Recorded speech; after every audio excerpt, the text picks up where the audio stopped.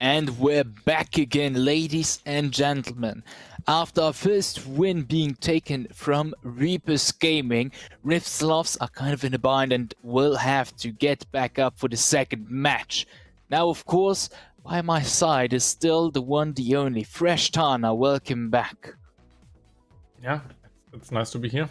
So especially after such a banger game in the first match of this best of 5 series, I'm so hyped to see what both teams have in store for us in the next upcoming matches.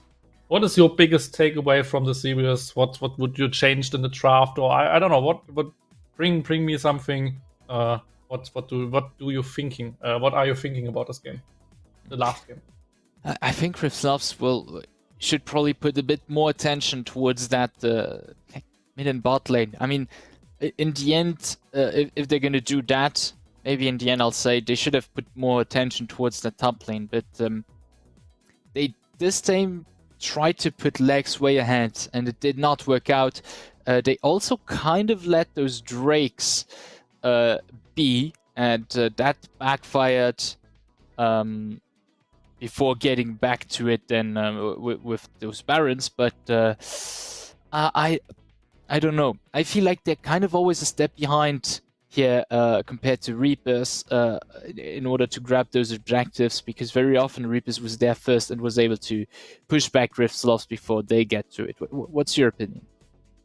Yeah, I think they had a clear plan in their mind, playing around the Aurelia, playing against the cannon, and just with this really top focused gameplay. And now, after it isn't working, they could try it a second time, because I mean they almost won, and if they wouldn't have lost this Elder Drake, then they could have maybe won the game. So they could just try to play it a second time. Maybe the early game goes a little bit more in their favor or something. So that could be the one way to play it, or just make a different plan and just not drop those Drakes, because Aurelia against Cannon is still winning even without those ganks. So if you just focus a little bit more for the Drakes, then you have more time to scale, or maybe to get the soul for yourself. And with that, you could try to win the game. I think draft-wise, they still need to ban out the Rise, probably the Olaf, and I can't quite remember the third ban. I think it was Zac. But as the Zac, yeah. So maybe let one of them be open and draft around it or something, but it will be still a really hard task for them, because now they saw what Reapers can do and that they can still surprise them, especially with Tristana picks. So maybe instead of giving ADC last pick, maybe just blind pick the Zivir, or it isn't even blind pick the Zivir, but just get a mid lane a better matchup or something. That would be one way, but yeah, it's really hard to say. I was gonna say they should probably still put more emphasis on trying to keep Lolo a bit more tamed, because this game he was a real issue for them. I mean, he was really strong, and I think he enabled a lot of situations for Reapers by, on one hand, doing a lot of burst damage, but on the other hand, just being able to let people just not enter the zone. I mean, he zoned them like so far away from the Drake. They had no chance to find an engage. So maybe get Khan in a favorable matchup, because if he's in there, he can do a lot. And if they are able to have Khan very strong in the game and limit Lolo in terms of his strength in the game, they're already on a good path to get a win, in my opinion. Yeah, and I didn't really have like a great face-checking champion. Like with such a really fat Tristana, your Rakan can't really face check because he will just die against the Tristana. Your Wukong isn't really tanky. Aurelia's on the side lane, so all the space control is really hard to play against if you have not like the big front line which can just go into it. And then of course like Maokai really helps with the control of those spots, just because of the saplings. You always have the vision control. You always need them to go into you. Then just some smaller differences with just cannon teleporting really early to the bot lane, just to have them grouped up as 5 was really important on one of those Drake fights. So Reapers just are a little bit faster, just get like the control a little bit quicker, and with that, Rift has a really hard time. Let's see what they maybe change up in draft. I wouldn't predict a big change in draft. Probably still the Olaf now coming out for Rift and the Rise. On the flip side, probably the Lilia. Yeah. So they just go for the same bans, at least for the first phase. Yeah, it's exactly the same up to now. Although SLOTHS do seem to be a bit hesitant on this one. Taking a bit longer than they did before, but it's still going to be the Olaf indeed, as you said. Jinx. So mirroring exactly like last game. Now, one thing SLOTHS should not do is keep that going, because currently Reapers are headed to have exactly the same draft, and we saw last game how that ended up for the SLOTHS. I think actually like the first 3 picks will not change, and then they will just switch up the ADC and mid lane pick, so they will not just pick the Talia, or they just go for a different draft. I mean, like I said, one way you would just play the same draft almost and just say, yeah, it was a bad early game, we will make it better. But the second type of drafting is just throw out everything out of the window and just play a different draft. Yeah. And that's exactly what we see here with Senna and with Cho'Gath, probably Cho'Gath bot lane together with her. So there's definitely a big change coming up for Rift. Yeah, they're definitely turning the tables there with that Cho'Gath. Cho'Gath, I mean, could also be a bait into a flex pick, and they could put him top in the end. I think, I don't remember which team it was, but we saw Cho'Gath up, and it was really strong one game. I think it was with QG that day. So keeping a bit of their cards hidden, now ending up with a Vi for Liao. Really good to grab that Jinx out.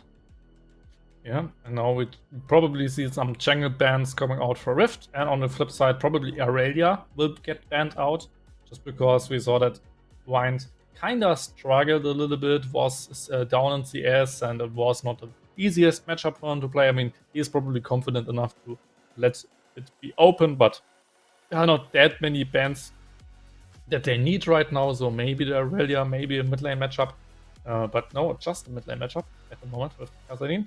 And we already see the Blitzcrank against Senna Cho'Gath, so against those Senna lanes, just picking one of them is always a good way to play it. So I really like the Blitzcrank, and we saw a lot of Emerald's Blitzcrank. It even was like banned 3 times or something in the Dynasty series, so I definitely understand why they don't want to let Emil, why Dynasty didn't want to let them pick Blitzcrank, and now we see it, so it's dangerous. And there's the Karma ban against Lolo, Silas against Pukan, and now the big question is, they will probably pick a top laner now, because they see the cannon matchup, and then give Pukan like the best possible matchup for him in the mid lane. Yes, absolutely. Something we've talked about just before. Should put him in a comfortable position to go up against Lolo, which in my opinion is one of the better of the strongest players of Reapers. Here we have the Aurelia pick again against that cannon. Fared really well. Lex was rather good in that game. Didn't get far ahead, but still had winning lane. Yeah, and I mean, I like Y against a hyper carry like Jinx, because you can always reach her, but I kinda like Wukong a little bit more. They banned out Wukong and just drafted a Y themselves. So Y is always one-dimensional. You need to go in, you can't get out. So sometimes it's playing with fire to draft Y and not Wukong, for example. So I'm really excited to see that. Now there's the Casio for Lolo, so one of his most played champions so far in the league. And like again, it's the sound control. It's kind of like Tristana. You can just always go toe to toe with someone, and especially the miasma kind of with the slows, it's really hard to get to approach you. So that's really interesting. And then Lee Sin from Trinket. I think it's maybe one of the first times we see him on a Lee Sin, so a little surprise at least. And Lee Sin definitely is a scary pick because you need to play him well to have a lot of impact. So I'm really excited to see that. And now the draft gets round up with Syndra. So seeing now both drafts, who won the draft, what draft is better in your opinion? I mean, I really like that Rift Sloths decided to go for something completely different than what they had before. They were able to put Bakan in a more comfortable position, which I personally also really like. Plus, with the Vi, not only the Jinx, but also the Cassiopeia are slightly less dangerous because you can just pick them up, because that's literally what she does with the ulti. And get that in. So I'll give it to Rift Sloths this time around. Okay. Yeah, I think Blitzcrank, like always, is a big wild card. 1 or 2 great hooks and the game could be over. But Lee Sin as well. I mean, Trinket needs to play like 100% optimal to really have an impact. I mean, Lee Sin is so hard and competitive. You can't stop him, especially with Syndra was a really great pickup from the sides of Rift to just stop him when he tries to jump in. So it's a really tough game for him, in my opinion. And with those 2 wildcards, they have a lot of early game pressure because Roams from Blitzcrank, Lee Sin is really strong in the early game. So with that, they could snowball into their free scaling picks. I mean, they have still a Jinx, they have still a Cassie and a Cannon, so their late game is definitely strong. And Blitzcrank and Lee Sin are able to lead them through this late game. So that's the reason why I'm kind of rather would like to have the draft of Reapers, but it's there are still wild cards, and usually I don't like Lee Sin. So I think Rift Sloths has a kinda better draft, but there's a big timer because I don't see them scaling too well against Casio Jinx.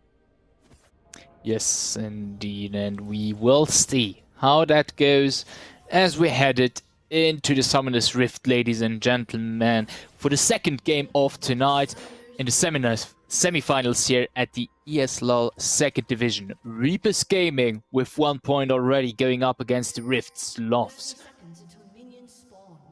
And we are looking at a classic Blitzcrank early game shenanigan here, or starting shenanigan rather. Yeah, and Senna didn't check this way, so they will now see the Joker. No, they didn't see him, but Joker probably saw. So Kinetic saw them. And now Bakan sees them. The hook is not going to hit, but we have already a flash out, and that's really good because I wanted to touch upon this. I don't think that any lane of Rift is easy necessarily to gank, because on one hand you have a Cho'Gath, which already is pretty hard to gank with Senna, and on the other hand you have an Aurelia, which fares quite alright even in a 1v2, and the Syndra is pretty gankable. So grabbing that flash out early game, which is only defensive mechanic along pushing the enemy a bit further away, is already really good, I think, and very important for them. Yeah, and it's so tragic because you saw the invade. Blitzcrank invade isn't like too obvious, so and still losing a flash for nothing. I mean, Emil didn't even need to flash hook. It was just a clean hook into flash. So it's so sad to lose something like that because now Lawler can play aggressive. Trinket will probably just camp mid lane, or could try to camp mid lane. And even Emil, if he gets a good roaming opportunity, can always flash on Bukan and after that hook him. So after Bukan will throw him away. So it's such an easy gank opportunity now on Bukan if they use it. And that's really, really scary, in my opinion. So really well played there by Emil and by the rest, by the squad to go for this invade. Oh, why in the mid lane? By the middle lane, we do not land the Q, but we get some nice damage onto Lolo, who is able to flash out, not get hit by the stun, nor get the armor broken. And we also have a flash out there now. Yeah, that was important on Liao. Just to help out a flashless lane is definitely a good way. Oh! We go further for it. We have the stun that hits, but the Q does not find purchase. Now we have Trinket coming in from behind as Liao is already pretty low. That should be first blood going to Trinket. And I really need to say that was baited perfectly by Lolo. He probably knew that he will get ganked there. That's why Trinket was still there. And in the end, if you don't connect your flash Q from Y, you can just get kited out by a Casio, especially with the slow, with the speed up from Q. So yeah, it was just well played by Lolo, and now he has a small lead at least with the assist, but especially for Lee Sin to get an early kill will let him probably snowball a little bit. So that's a now really a rough start for Rift Sloths. Yes, definitely not a strong start there. And in the meantime, we have exactly the same difference in top lane and bot lane in terms of CS, which is pretty fun. But Trinket is pretty far ahead when it comes to CS, which is also pretty dangerous for Liao. Because in the early game, having that Lee Sin be ahead in terms of gold is very dangerous, because he can just put even more pressure. And you definitely don't want that, especially after I got first blood. Yeah, I really want to say something about Lolo. Oh. Okay, we have the stun hitting on the top lane, but Wind is also going to stun back. And with that turret so close, it's not take the gamble. Yeah, it's close. Because Lolo just tries to keep the lane frozen and then tries to zone out Bukan so he can't get those CS, which die against his own minions. And in the meantime, Lolo is not auto-attacking or... Ooh. Oh. Yeah, we have Trinket waiting on Liao in the bush. Yeah, we can see, just look how much damage he already does in such a short amount of time. Yeah, that was well played by Trinket. So Lolo does not use his E or auto attacks while he is so... I can't talk. They fight too much. Keep on going, but I don't think... Oh, with the knockup and the silence, we get quite a few nice damage hits onto the real MJ, but he's gonna be able to survive that. Stop fighting, but anyway, I mean, the scene with Lolo is over like miles ago, so I don't need to analyze that. But there's Lee Sin, there's Trinket. Here comes Trinket onto the bot lane with a flash. We get the hook onto Batu and are able to pick up the kill once again, going to Trinket. Yeah, crazy how good Trinket's Lee Sin is working. I criticized this Lee Sin pick a little bit, and he will silence me for the rest of the game. How wonderful he plays this early game, and that's exactly what a Lee Sin needs to do. I mean, he does a really phenomenal job with his early game jungle pick to really like punish those scaling lanes and to do what an early game jungler does with those early ganks. So, and he is still level 4. So he is a little bit behind in XP because of he is missing some camps, and while Liao has the level advantage, he didn't really got a good gank in. 1 and 2 in mid lane, 1 to get a flash, a second one to die. So yeah, at the moment he's really out pressured by Trinket. Absolutely, at least able to get back up in terms of CSing for a bit, because Trinket did decide to take his time to kind of go and nab him in the jungle, try to just pick him up. So able to close that difference a bit, but Trinket still stays ahead, and with that is able to have more pressure around the map and at his lanes. Yeah.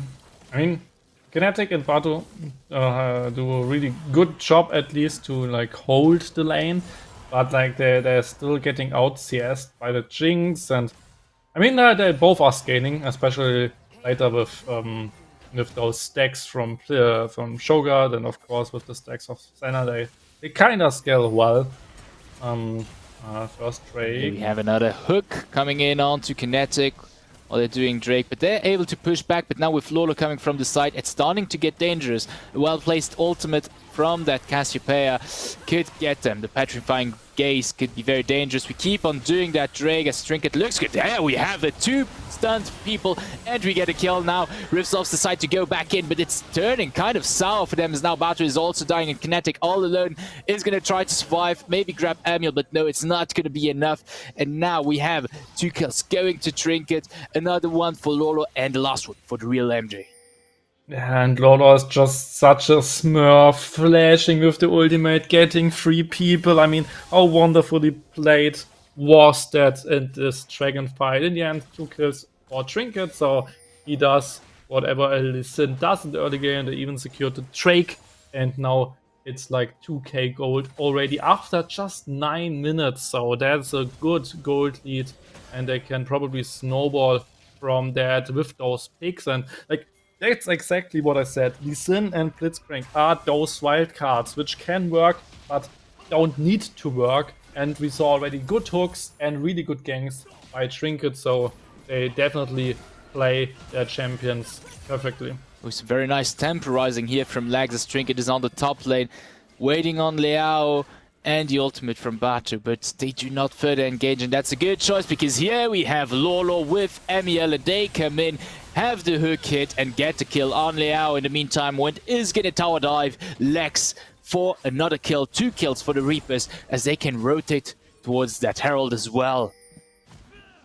And they just get everything in the early game. I mean, we saw mostly those really scaling drafts from them with those jinxes, with those rises, but who needs to scale if you can just win the early game with a Lee Sin, right? So that's just perfectly played right now. And with SLOTHS, they can't get in this game at the moment. It's just really hard to find something, and like why needs to start ganking with the ultimate, for example, try to get those shutdowns in. And there we might have it with already quite a bit of damage having fallen onto real MJ. Here we have it, sees end desist onto that Vi, grabbing a kill for Liao, but Emil is going to turn around towards Kinetic, but can't coming in time because Lolo has TP'd. We can keep the pressure onto them, but have to be careful as Trinket is coming in with all of his items there. Liao very low, is going to die, but Kinetic might be able to flee with that very nice Q from his. Yes, we are able to turn that into the 1-1, but he keeps on pushing and might get it with the purchase on the Q. Jumps in, kicks Bakan away as he is trying to flee desperately. Very nice dodge from him, and the rocket from the real MJ picks them up, and that's 2 more kills for the Reapers. And they just outplay with SLOTHS on every single time they meet each other. I mean, what a crazy chase there, and then real MJ enabling in the end 2 kills for them with a really good rocket. And yeah, it's just downhilling from now. With SLOTHS can't really get into the game, and I mean, I already talked about the really good scaling with Cannon, with Casio, with Jinx, and so it's not like they just need to turtle up and just to scale a little bit and then they are back in the game. I think that will not work. They are just too far behind already. I mean, 4k gold after 11 minutes. That's really a big number, and it just gets rougher from here. Because last time they had at least some successful ganks, especially on the top lane, and this time they just kind of have nothing going on for them. So that could be a lose already for SLOTHS if they don't find something in the next couple of minutes. Yeah, it's really rough because on every single position except for the top lane, Reapers has already a pretty considerable lead. I'm gonna lie, we have Trinket who goes 5-1-4, which is completely insane here. Over 90% kill participation in this game, or almost 90% kill participation in this game. We have Lolo, which is also pretty comfortable there with his 3-1-5, and the real MJ, who already is off on a good start here as well for the late game. And just outsassing on every single lane, even in the jungle, even on the support position, Kappa. I mean, that's just because he needs to take those minions with the support item. Oh, maybe a little 1v1. Oh, sidestepping, ult that misses, was so important. Look at the damage there already. Yeah. That's crazy. Now Herald coming up for the pressure, especially important for the dragon. And they will just go for some platings, and after that probably for some dragon stuff. And now it's not even a Cloud Soul, because we see a Cloud Drake spawning. And with that... Oh, there we have trying to find the engage, but Trinket is going to still go in. And with the damage is able to finish off Bakan. Yeah, and that's important. Just the wave clear is gone. Oh, season He might have to revenge kill. He has the season and this is onto him, but is not going to be able to survive that. But this 1-for-1 is a nice exchange for SLOTHS, because he does pick up this shutdown money. Yeah, and now they can just turn for the dragon. It's, I mean, that was really, really important to get some money in their pockets, but in the end they will still lose the dragon, and it's not looking good, man. It's not looking good, especially now with 5k gold. There is at least Batu now. Maybe they can go for top lane play. Movement speed. He's going to be able, and he decides to get back in with a flash, but Batu kind of anticipated and is able to flash away just in time. Yeah. And this next soul, so it's a Ocean Soul, is more a soul for me. I mean, I really like Ocean Soul. In my opinion, it's one of the best souls. People usually don't like the soul, but especially as a tank player, I just love to heal myself. And I mean, with that, especially someone like Lee Sin or the Blitzcrank are really, really tanky.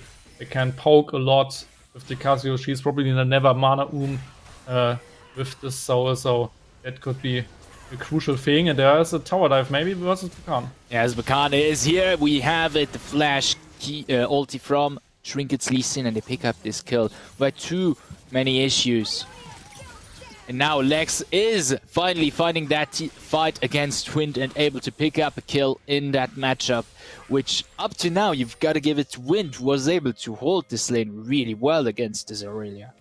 Yeah, and that is really, really important from Lex to step up and try to win this lane as hard as you could. Oh, good. And meanwhile on the bot lane, it's Batu getting picked up by Emil and the real MJ, as Reapers keep on going on that streak of pushing back with SLOTHS kill for kill, objective for objective.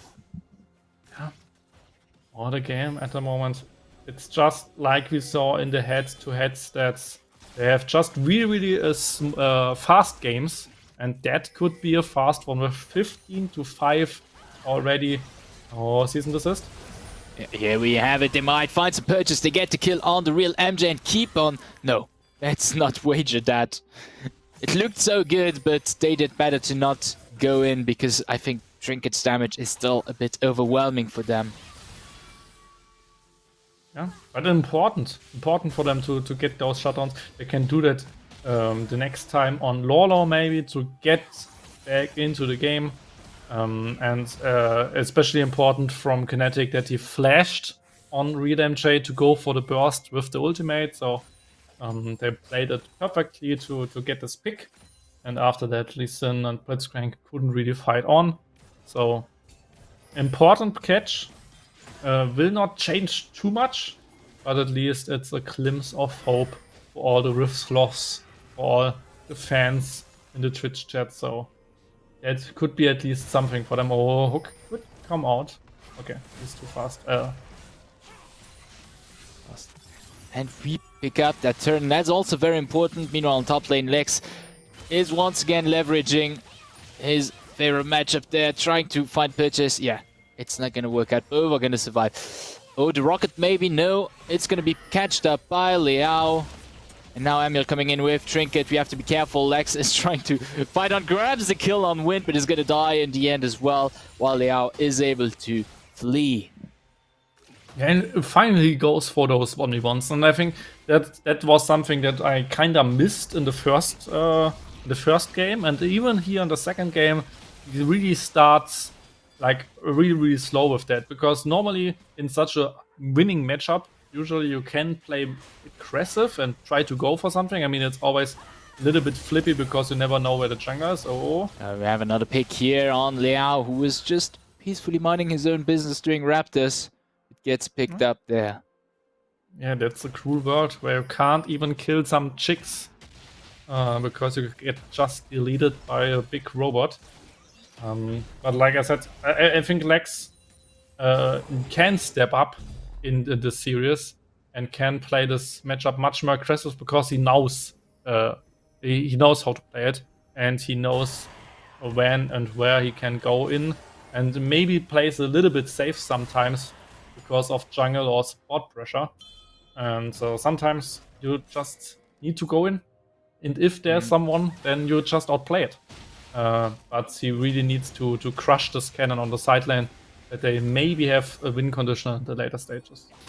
Yeah, keeping him out of the team fights definitely plays in their favor, because without him they kind of lose of their wham effect they could have in there, because Lee Sin in a team fight is like it's not that kind of an explosive thing. I mean, he does fight good purchase and so on, but it's the cannon that's going to tie it all together there.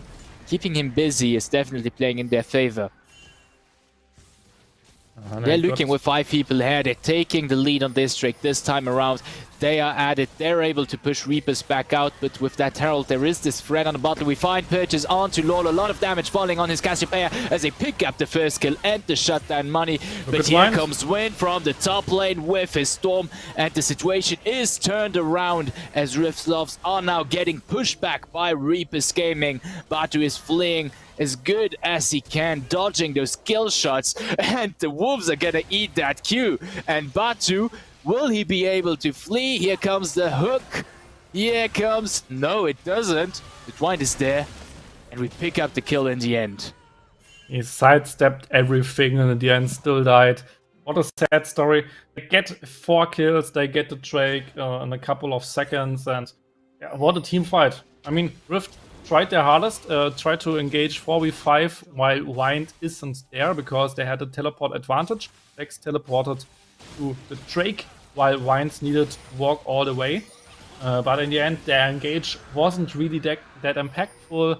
They are just too far behind, and then Wind had a really good flank opportunity, and then of course Lee Sin with all his mobility can chase you down. So yeah, that was really crushing by Reapers, and now the Baron is spawned, so he is on the table, 7k gold in their pockets, and they can probably just play for the Baron anyway, because they are too far ahead. You can't really team fight them, you can't really contest the Baron, and even if you do that, you just get hooked out, you just get kicked out, or even Vine finds a good flank. So it's so hard to really contest the Baron. So that could be one way to really close it out as fast as they can. Yes, absolutely. The SLOTHS decide to group back up. Find kills where they can. The Reapers are pretty safe overall. I mean, catching one of them is not easily done. Here comes Emil. The hook is gonna work onto Batu, who dies in a matter of seconds. Liao thinks he should find the cease and desist. There goes back in, but is gonna die as well. And now Lex is getting kind of poked by. Lolo is able to get away with a flash, but they're already down 2 men as Reapers Gaming go for the Baron. Yeah, and last time they had a really quick Baron with 2 ADCs, and now they have a Cassiopeia, so that's a quick Baron in my opinion as well. And with that, they will just win it. And Rift SLOTHS try at least to trade a turret back with some object bounty. They get some more gold, but it does not really matter. 9k gold in the pockets of Reapers, and yeah, flash. Here comes the hook on to Bakan, who's not fast enough with only tier 1 boots. Now Trinket, who decides to go for Legs, is getting poked a bit by Batu. Legs nicely sidesteps that Q. And I think they should be able to get away from this, but I mean, they're still in a very tough spot here. Yeah, and like we said, the timer is ticking. They don't really outscale, so it will probably get outscaled. And with that, being behind with the worst team comp in the later stages, it's really a deal breaker. And yeah, they even get outside blamed at the moment from this Cannon, who does a phenomenal job, even though he's in a bad matchup. So well played by Wind so far, and now they will just go for 1-3-1. Wind plays it really safe, or he just saw that he will probably get ganked on, or they can just push 3 lanes with the Baron buff and probably get all the tier 2 turrets and maybe even some inhibitors with the Baron buff. And then the gold lead is just too heavy for SLOTHS to really turn something. I still really like how Reapers is still a bit cautious, right?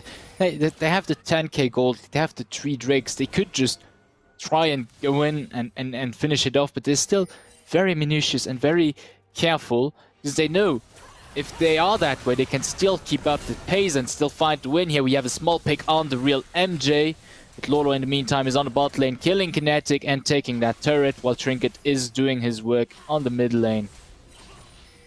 Yeah, the 1-3-1 at the moment works out for them, getting 1 inhib turret, probably the second one from Lolo, but there comes the teleport in the back line, so they might get Lolo here. Oh no, because Lex goes for Emil and Trinket, but he's going to be followed up by Leao, but the damage is already so heavy to get Lex very low. Lex goes back in to heal back up, but it's not enough. He gets killed by Trinket. They at least get Emil. That seems to be the extent of it. Is now they're pushed back once again. Really can't find good purchase there. In the meantime, Wind on the top lane is going to keep pushing, gets that tier 2 turret. There we have it. Leao is on to Trinket. And just keep on going with Batu. They're able to pin him down and get some nice damage on that Lee Sin. They might be able to get that kill indeed. Here is a shutdown, but now Lolo coming from the side. 1v2 is a bit dangerous though, and here we have the CC. Batu picks up the kill. Yeah, I mean, Lolo tried to outplay it with the miasma underneath Y, that she can't come through to him, and then flashing over to Batu and trying to 1v1 him, but because he didn't land the Q, the damage was just lacking, and Batu already has tons of souls and can definitely play for something, but that is the soul point Drake. Without Lolo and without Trinket, it would be a tough teamfight for Reapers to take, but they are still a big Jinx and a big cannon, so they try to play it and wind up a good flank. In there. Here comes the slicing. Maelstrom gets some nice CC onto them, but he gets shut down very fast as they pick up the Drake and the objective bounty. Yeah, I mean, if Jinx could have auto-attacked on those targets, it could have maybe worked out, but now it wasn't good enough for the Reapers. So really good catches by SLOTHS to take down 2 big threats with Trinket and with Lolo, and to punish that with even a Drake, so they denied the soul at least for a little time. But just look at the base of SLOTHS. They lost so much. Even the last turret is just standing by a couple of health points. So that's a really easy to enter base. And with that, if they just try to go for some split pushing with Lolo and with Wind and with some troop up, they can just try to get those inhibs, and it's SLOTHS is still under pressure. 8k. Yes, and here comes the hook onto Kinetic, but he's not the one you want to get, because now they get the kill onto Emil and onto Trinket, because the rest of SLOTHS was the other side of this wall, and Reapers are now 2 people back down. And just as before I said, they're still going about very carefully by this. Now they might be starting to take some liberties they should not take, because 2 people down, SLOTHS can get the 5v3 or leverage it at least in some way. So Reaper still has to be very careful, although they are in an incredibly comfortable position there. Yeah, I mean, I said good hook, but not for the Reapers. Call an ambulance, but not for me. Yeah. Reapers It's just kinetic. yeah, just got hooked. But I mean, he's just big, really scary monster, and he probably likes to be hooked. So Oh, uh, it was a really not that smart decision from Emil, but it's still not over. I mean, it's still 6 or 7k for the Reapers. They still scale really good, so nothing is lost with those catches, but they give themselves a really hard time yeah. with those throws. I mean, Now looking. still Jinx and Casio can burst down the Baron, so they can still try to play for that. They have to be careful Oh. though, because Batu is starting to do some real nice damage. And he's also going to scale further and further. We have the Seasoned Assist falling onto Lola. That's 1 damage dealer less already. And we keep on going onto Trinket because Reapers were split. And yeah, we have the Slicing Maelstrom from Wind who comes from behind. We get Liao down. We get Kinetic down. And that's good. The cannon coming in just in time, although he himself died. But we're now 3v3, which should be favorable for Reapers as Trinket goes in on to Lex. But is Lex the one he wants to go for? Yes, he does get the kill. And now Amiel does find the hook here, I think, on Bukan, but both of them are able to get away from each other. And they could even go for the Baron right now. I mean, it's a 3v2, and there is no jungler for a Rift, so it could be a Baron, or at least a Baron bait into a hook.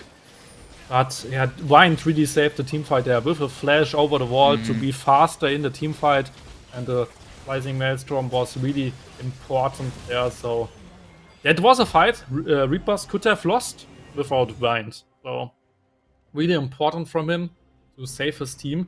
They get the Baron now, a lot of gold, 7k still. And of course, Soul is spawning in 1 minute. So the Baron buff will be there for Soul.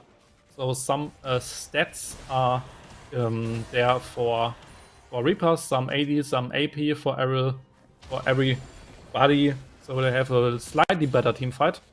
And I think last team fight went downhill because Bato hit a really important snare into the cease and desist of Liao. So without such a catch on Lorelor, those team fights aren't that easy.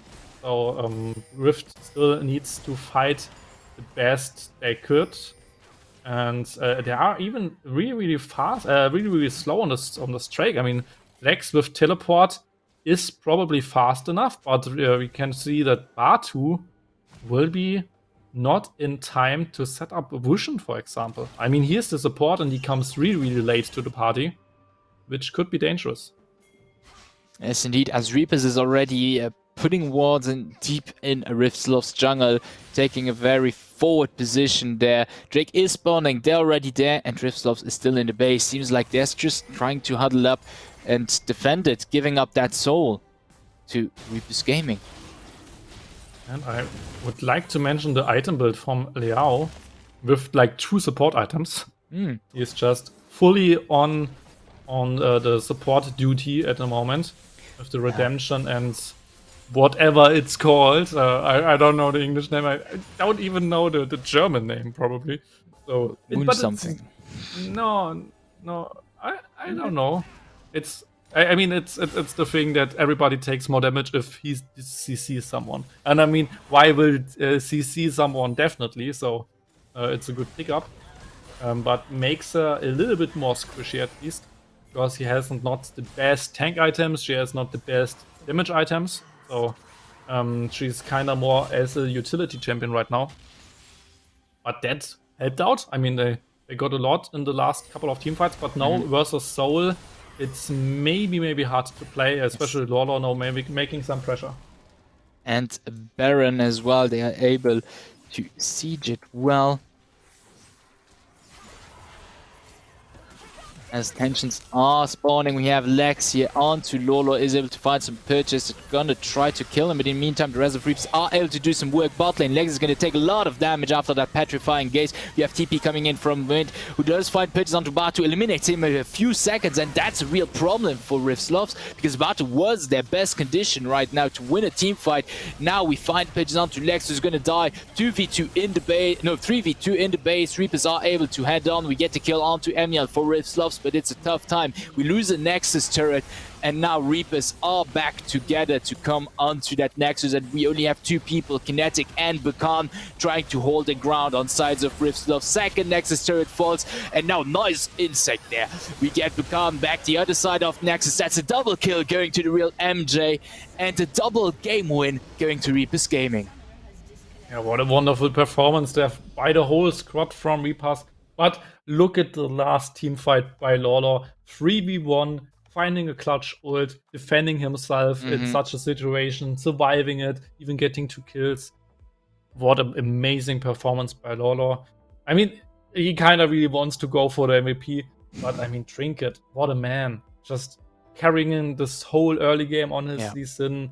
What a machine. And I mean, they all played perfectly. Even Wind on the side lane, just having the pressure, just having, especially this one engage on this team fight where they almost lost it, but because of Wind, it was close. So what a squad to face. And now we have 2 for Reapers, 0 for Rift.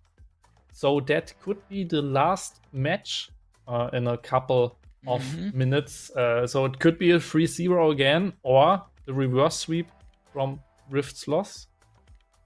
Do you have a prediction for that? What do you think we will see?